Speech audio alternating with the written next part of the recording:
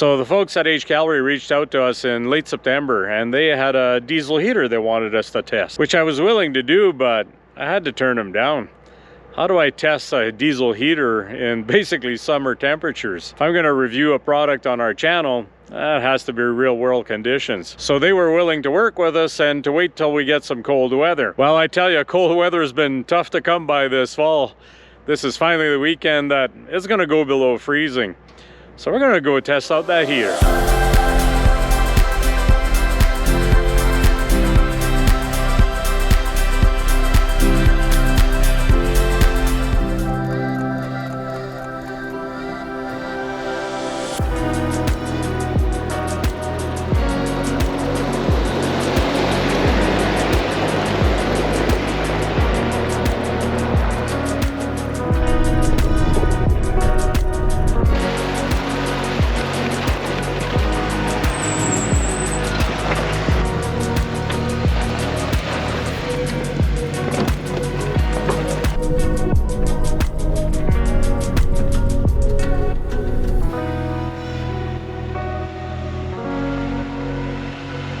So we finally have some cold weather and I can test out this new Hcalory diesel heater that they sent me. First impression, I love this suitcase design. Everything is compact and in one unit. Very small size, I love that. Now, first thing I should mention is that we didn't buy this. The folks at Hcalory reached out in late August or so and they wanted us to test this in September. And of course there was no cold weather, so they were good enough to wait till we had proper weather, and it'll hit about -5 tonight, if not colder. So this is perfect real world application of testing this heater.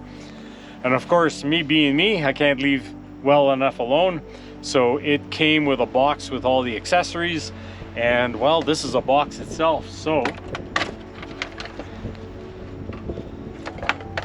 the air intake fits in, the little remote, which I love these things, fits in, and I modified the exhaust slightly. I cut it a little bit shorter just so I could fit it in here, and I had to massage the end to kind of flatten it and expand it so I can clamp it on, but everything kind of fits in and I love that. So this combined with this extra bag where I have the power cord and the outlet hoses in this bag, everything's combined in one, so I really like that. Now, keep in mind, the only thing I have to compare with is my existing heater, the one that we're using now, and right away, first thing that stands out is the smaller fuel tank. So my other heater has a 10-liter fuel tank, so when we go out for a weekend, I just fill it up. I don't have to bring any extra fuel. This one here only holds 4.5 liters. So it's a high efficiency heater, I'm being told, so I'm sure that'll be good for one night. We'll just have to carry a small jerry can for multiple nights, I guess, and that'll be fine, I'm sure. So I'm not here to read off some specs. If you want to know the details, I've linked in the description. Please go check out all the details. What I'm here to show you is how we use it in real use. How does it perform for us?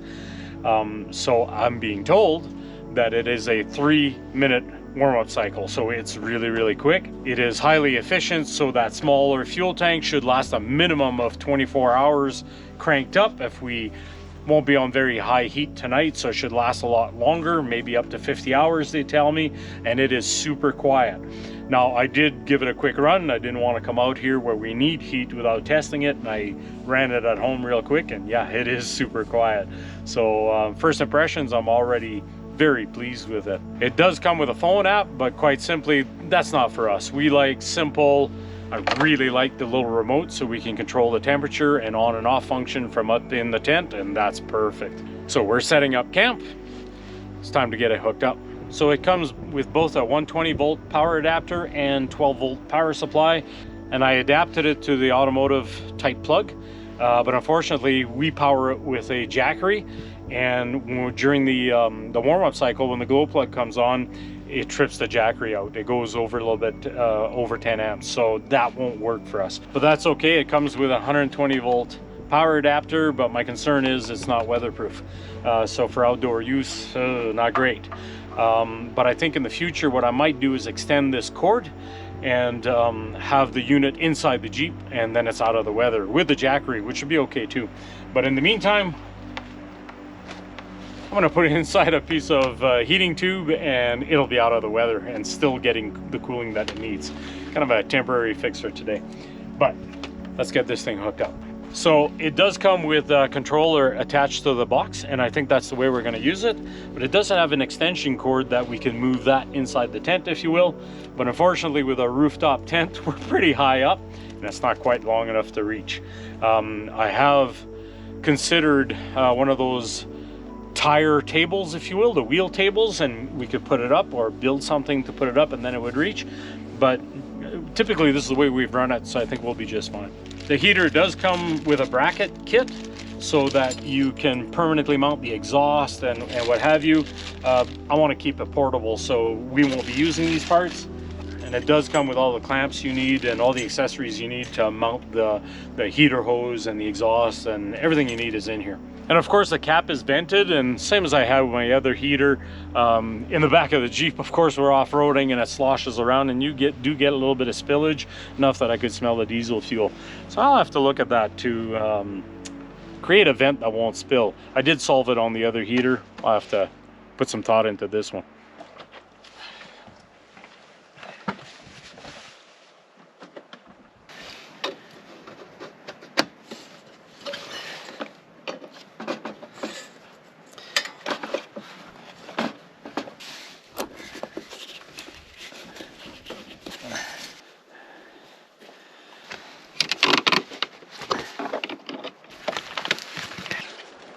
Make it work wherever it's going.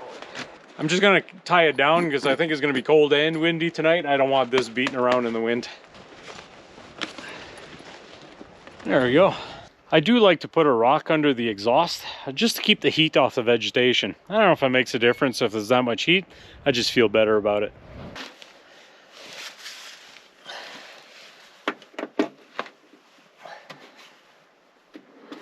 Now, the first time you're going to use it and you fill it with fuel, there's a priming function to get the fuel system primed with fuel. So that's already been done. I, of course, did a test run at home. I don't want to be out here in the cold and find out that things weren't set up properly. So it's all set up to run. Like I said, there's a phone app, but I like simple. And it doesn't get any simpler than just pushing the on button on a remote.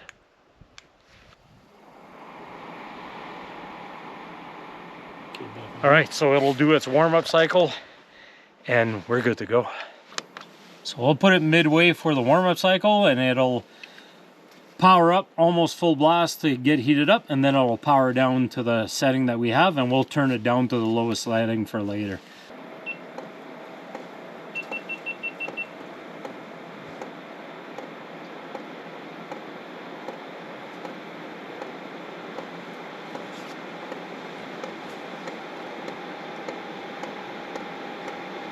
That's hot already. That didn't take long at all.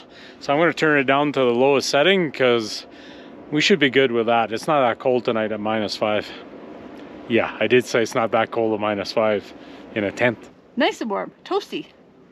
Very toasty. So there we go. We're set up for the night. And we'll see in the morning what we thought of it.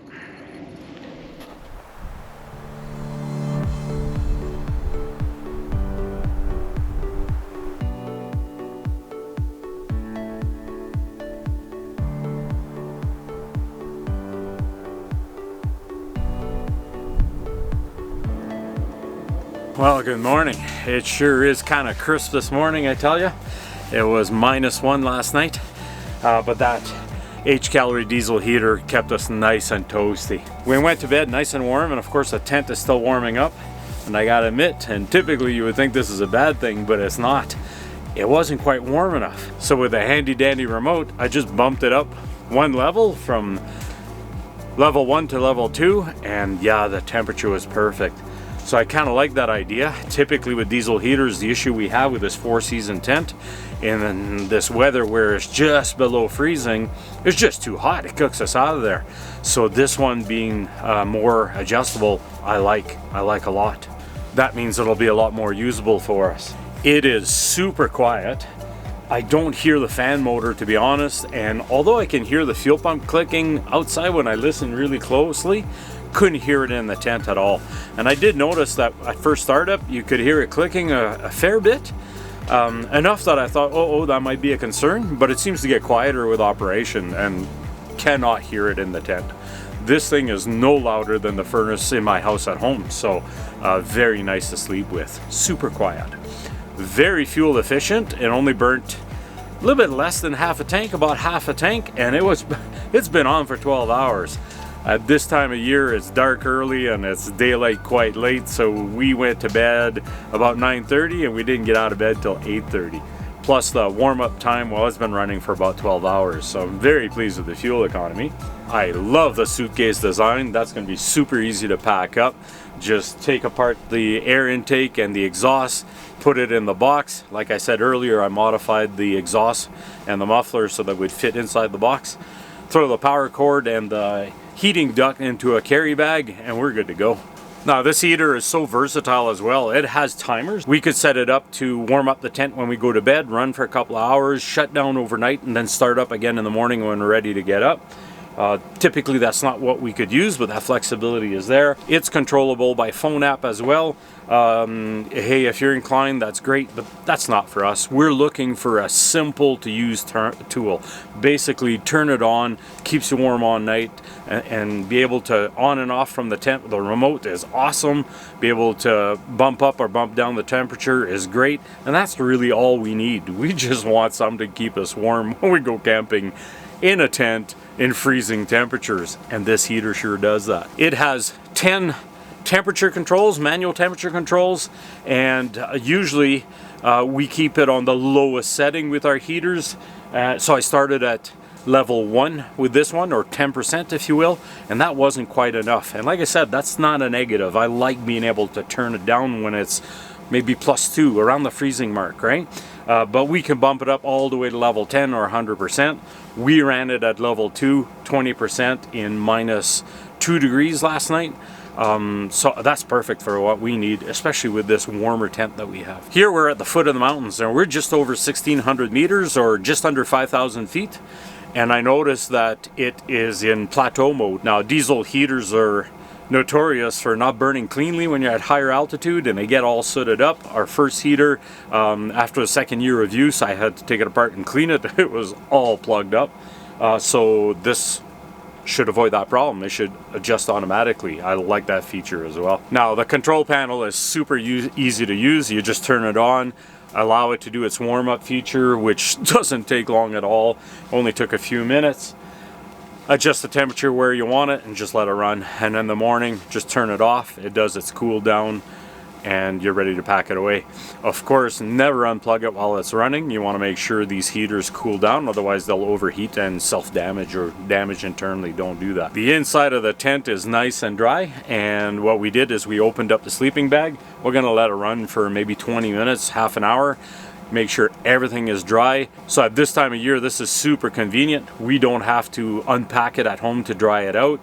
Camping in cold weather, there's usually a lot of condensation. With this heater, there is no condensation. So we'll just make sure the sleeping bags are perfectly dry, close it up, and she's done, packed away for next time. It only used about 23% of the capacity of my Hcalory 1000, so we're good for 4 nights on power alone. I like that. Typically in the winter, we're not going for very long trips. Long weekends is about all we're doing. I think this little heater just became our main diesel heater for the winter. Love this thing. I really like using the remote, so time to shut it off.